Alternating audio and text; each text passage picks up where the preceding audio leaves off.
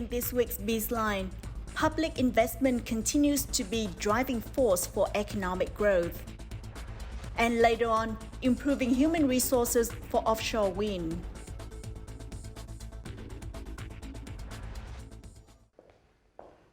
Hello there and welcome to Bizline, our weekly economic journal on VTV International. I'm Hoàng Hằng, and as usual, we now take a look at news making headlines in Vietnam's economic scene this week.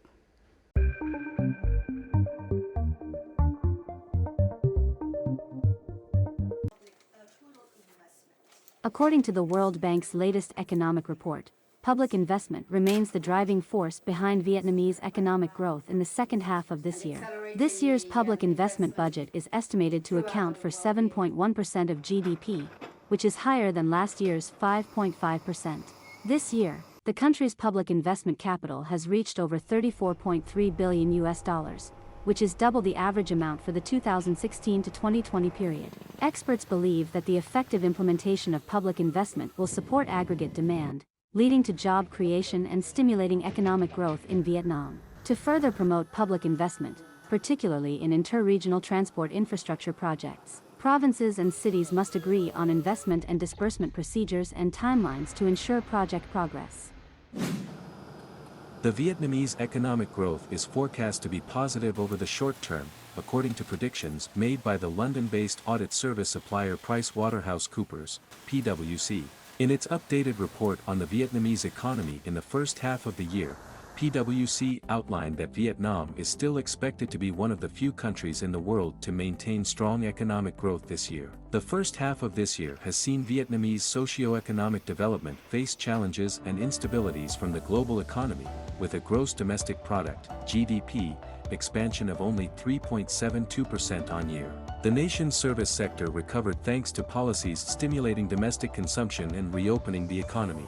The U.S. remained the nation's biggest importer, accounting for 30% of the country's total export turnover, followed by China and the EU.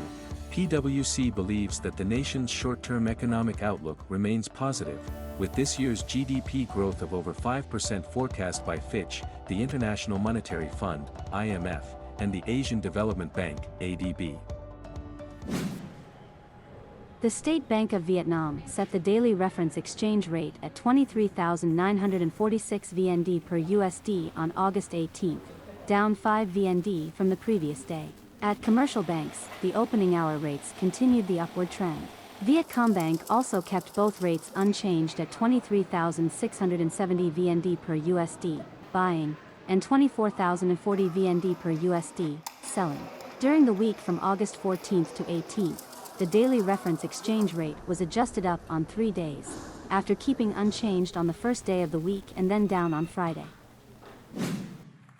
VinFast Trading debuted on the Nasdaq Global Select Market on Tuesday following the completion of a business agreement with Black Spade Acquisition Co., Black Spade. The Vietnamese company's shares are traded under the ticker symbol VFS, with an equity value of over $23 billion. VFS opened the session at $22 a share. Although red was the dominant color on Nasdaq on VinFast's first trading day, VFS price increased by more than 68%, even over 76% at one point, to nearly $39. VinFast is now the largest Vietnamese company listed on the U.S. stock market by market capitalization.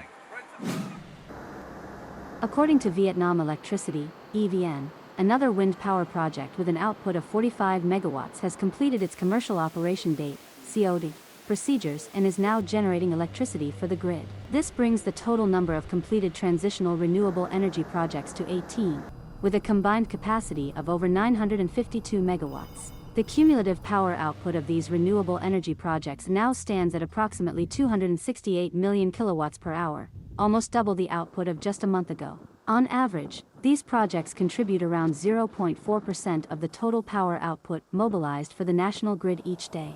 Moreover, 79 out of 85 transitional renewable energy projects have successfully negotiated electricity prices, power purchase, and sale contracts with the power trading company. Of these, 67 transitional wind and solar power projects have proposed temporary prices equal to 50% of the ceiling price. The Vietnamese government on August 14 issued 2 resolutions regarding visa exemption and e-visa for foreign citizens. The 2 documents are much hoped to make breakthroughs for the country's tourism and business activities. Under the Resolution 128 amending Resolution 32 issued last year, citizens from 13 countries could stay in Vietnam for 45 days instead of 15 days since their entry, regardless of passport type or purpose of entry if they meet entry requirements in line with Vietnam law. The 13 countries include Germany, France, Italy, Spain, the UK, Russia, Japan, the Republic of Korea, Denmark, Sweden, Norway, Finland and Belarus. The resolution took effect on August 15. Meanwhile, under the Resolution 127, citizens from all countries and territories around the world can use e-visas to enter Vietnam, also from August 15. It also publishes a list of international border gates that allow foreign nationals to enter and exit using e-visas. Those are some highlights from Vietnam's economic scene.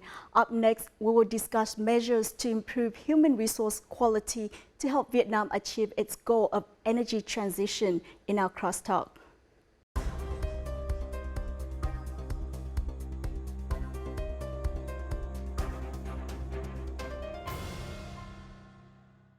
Vietnam and more than 40 other countries pledged to phase out coal-fired power generation at COP26. The country has ambitious plans to transition from a coal-dependent economy to one embracing renewable energy to meet the rising energy need for economic development while contributing to climate change response. Along with this goal, the country's abundant available renewable energy resources such as wind have motivated investors to pour their money into the sector. This creates a high demand for labor. So how has Vietnam's labor force responded to such demand, and what can be done to improve human resource quality to help the country achieve its goal of energy transition?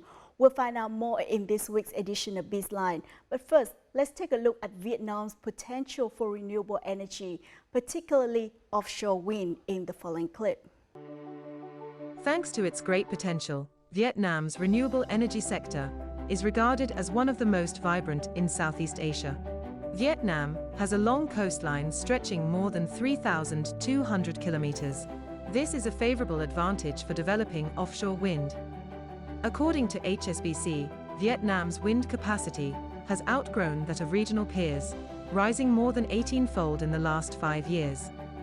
Vietnam's central and southern coastal regions have significant untapped potential, as wind speeds in these areas can exceed 10 meters per second. Meanwhile, 8 meters per second is typically considered viable for offshore wind power development. A preliminary assessment shows Vietnam's offshore wind power potential is 160 gigawatts. Consistent wind speeds, relatively shallow coastal waters and proximity to energy demand make an attractive proposition, with international companies seeking to expand their wind farm footprint in Vietnam. Several leading global renewable energy enterprises from Denmark, Norway and the UK are planning wind power investments in Vietnam. To obtain a deeper analysis of the topic, our reporter discussed the issue with Mr. Stuart Lively, CEO of Lagan Wind Power Development Corporation. Let's listen in. First of all, thank you so much for joining us. Thank you. So Vietnam is seen as a potential destination for offshore wind investments. So what does it mean for the country in terms of the demand for human resources for offshore wind? There is a huge amount of offshore resources required to build an offshore wind farm. Many people believe that these need to come from imported, from companies that have already established themselves internationally, but a huge amount, if not the majority of resources, will need to actually be gathered from the local industry. So we're going to need resources from Vietnam and either transfer those resources across from people that are already available and can do the job on offshore wind farms, or we need to train and build them up either at a working level or actually even from a graduate level. So resources are fundamental to delivering an offshore wind farm, and we need them from Vietnam. There is a huge amount of work, particularly during the construction period, but there is a big build-up. I mean, even now when we still don't have any key projects listed by the government, the development phase as we get towards projects will demand more and more staff. If you plan out a project such as the Lagan project that we're working on in Binh Thuan, this is a 3.5 gigawatt project, and that itself will require about 45,000 year-long employees, and that's a huge number of staff, and the large majority of those will be sourced from the Vietnamese market. What are the requirements for human resources for offshore wind projects? First of all, it's not just a few jobs, it's a huge spectrum of jobs, and this is sort of white-collar workers sat in an office like myself, working away, planning, developing, managing, and then moving into the sort of construction stage, and we need people that are experienced in the construction industry and can move on to later works themselves. So most of the workforce can be sourced here from Vietnam, and if not, we will train the workforce ourselves or the suppliers. We will bring in the turbine manufacturers, the installation companies that are working on vessels. So it's a really big requirement.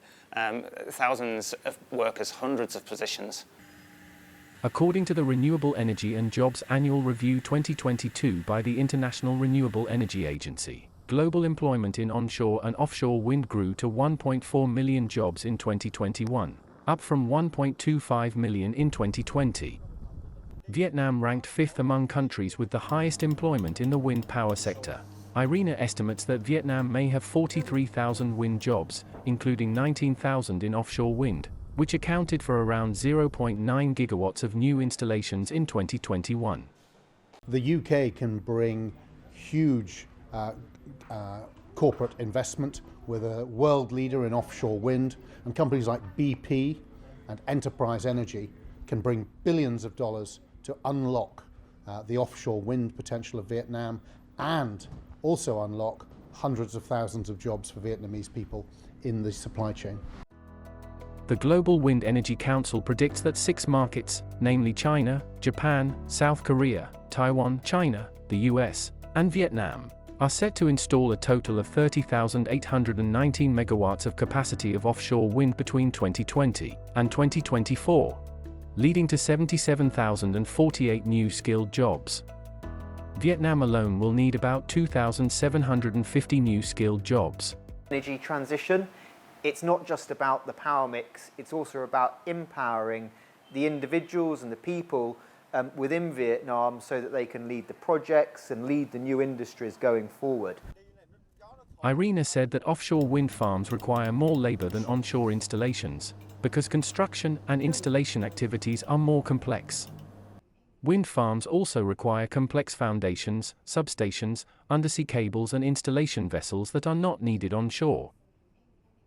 Assembling the turbines is not that difficult, but are you going to be making the big rotors and so on? I mean, that requires highly skilled and also, I might say, fairly automated processes. So, you may not need huge numbers of skilled workers, but you will definitely have to train them if you want to make the rotors. It is said that offshore wind could face a renewable energy skills shortage as the sector has only experienced a limited rollout globally, while massive growth is predicted in the near future.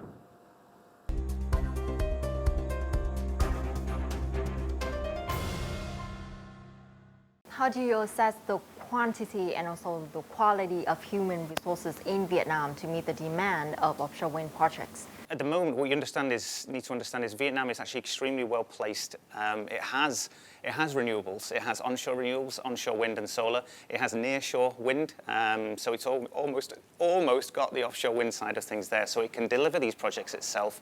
It has a construction industry. It has an offshore oil and gas industry, so people are working in the sea already.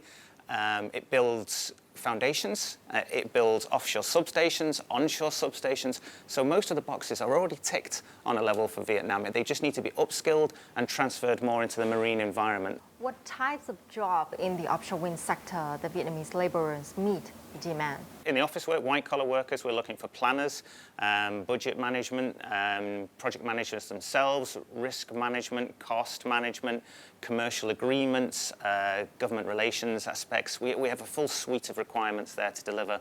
And then on the construction sites, we're looking for mechanical engineers, electrical engineers, offshore construction workers, technicians to deliver the turbine blades and to maintain the operation as well. So it's not all about the construction itself, which will happen over 3 to 4 years, but it's the operation, and that's the big time span for the wind farm. That's 25, 30 years of the wind farm operating, and we need a fundamental set number of positions to keep that wind farm generating. We never want it to go offline, so it has to work at an optimum, and a huge workforce is required to deliver that. A lot of the industry here is already ready to sort of work in the marine environment, from oil and gas and from the nearshore wind.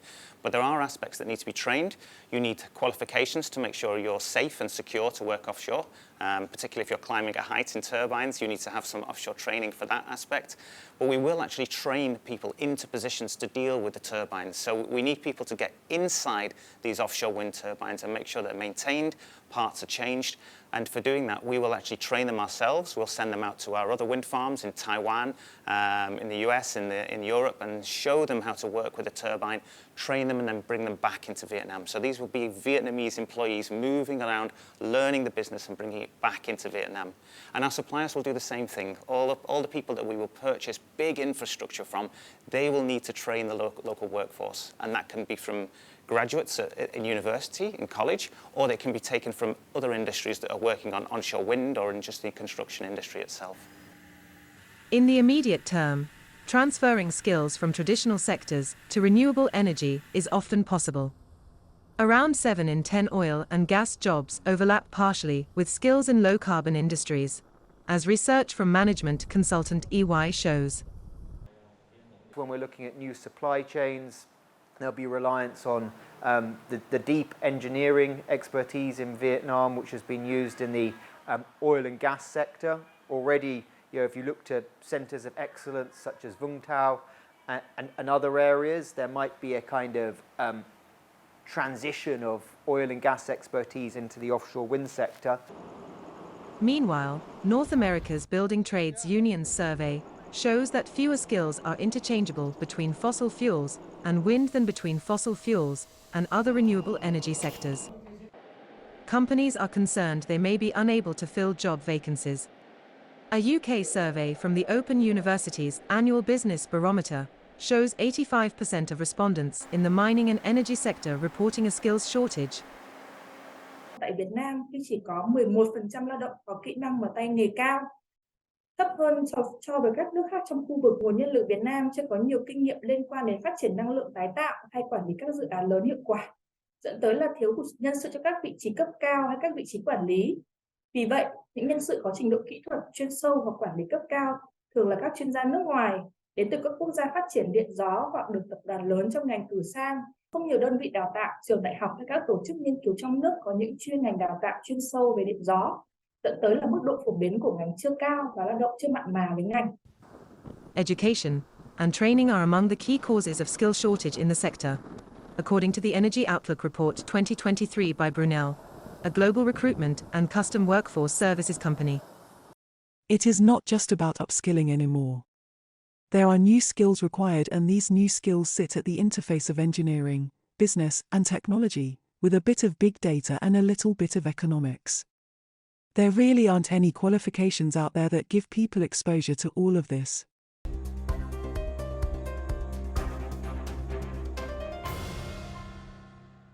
There hasn't been a formal and specialized training course or major in offshore wind in Vietnam. So is it necessary for Vietnam to have such major in the context that Vietnam is attracting more investment into the sector? Definitely. I mean, you can see what the government has got planned in terms of the capacity for offshore wind. 6 gigawatts for 2030, 91 gigawatts by 2050. That is going to require a huge amount of resources. And so Vietnam needs to put a lot of time and effort in now to actually planning to make sure it has its own labour force ready. There are enough people here that have got skills that can be transferred or can be upskilled to work in the offshore wind industry. So we need to start thinking about how we're going to train these people, either through universities or independent training colleges or courses. But at the same time, to actually get to that stage, we need to convince the industry that things are going to move. So we're looking for the government now to make some tangible decisions and set some milestones for when these projects are going to be awarded. Provide certainty to developers like ourselves, but also to suppliers that are going to need these people working with them. And once this certainty in place, you will see money injected into the training courses. So what are the challenges for Vietnam to improve its human resource quality to meet the demand of offshore wind? Yeah, well, most of the skills are actually available on a basic level, and then they just need to be sort of ramped up or sort of fine-tuned to the industry. There's universities in Hanoi and Ho Chi Minh that are ready to sort of deliver this already at a level of mechanical engineering, electrical engineering, transfer these across. We just need to fine-tune them a little bit and make sure they're ready for the industry. Enterprises have collaborated with training facilities in Vietnam to improve education and training for offshore wind careers. In particular, with funding and support from Rysted, Hanoi University of Science and Technology and the Technical University of Denmark have joined forces to build connections, transfer knowledge and facilitate training for students, researchers and lecturers to strengthen expertise in the offshore wind sector. In addition, Rysted and TT Group signed a landmark agreement with the Ministry of Planning and Investment's National Innovation Center. Accordingly, they will launch an offshore wind road and training center, a focal point for human resource development, technology transfer, supply chain development and research. We will first develop a curriculum framework in Vietnam to include training programs with subjects in line with the criteria and standards required for engineers and standardize the training curriculum. Instructors will be transferred to overseas training institutions to participate in advanced programs. In addition, the program also targets completely new training centers specializing in specific renewable energy sector fields. Có những chính sách thắt chặt hệ sinh thái giữa chính phủ, doanh nghiệp và các đơn vị đào tạo. Doanh nghiệp thì có thể là kiến nghị hoặc là đóng góp vào các chương trình đào tạo của các cơ sở đào tạo. Và chúng ta cũng cần là có cái cơ chế liên quan đến các bộ ban ngành liên quan để làm sao chúng ta có thể là thống nhất được cái triển vọng công việc cũng như là các dự án mà có thể kết hợp được các cơ sở đào tạo, các bộ ban ngành và các doanh nghiệp. Additionally, the international community has pledged to support Vietnam in realizing its energy transition goal, in which improving human resources is a crucial component. Within the JETP, there is a recommendation, actually a requirement, an agreed position that renewable energy centres of excellence will be established within Vietnam. And then from that, the UK government is looking at supporting the development of a offshore wind centre of excellence. So really the idea here is that international support can be given to domestic skills and training programs to support people in the new industries which will form part of the energy transition.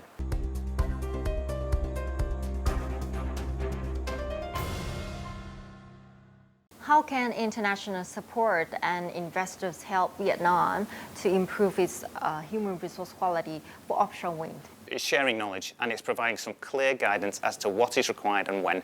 And our industry, our company is extremely keen to do that. But what we need to do, we need to understand is when are we going to need those resources for? Because at the moment it's quite uncertain. There's a bit of a grey area. So do we start ploughing time and effort into those resources, get them through training courses, have them ready to start the job in a couple of years and still have no projects named, have no companies listed, and these people are then trained but unemployed because there's no jobs to deliver.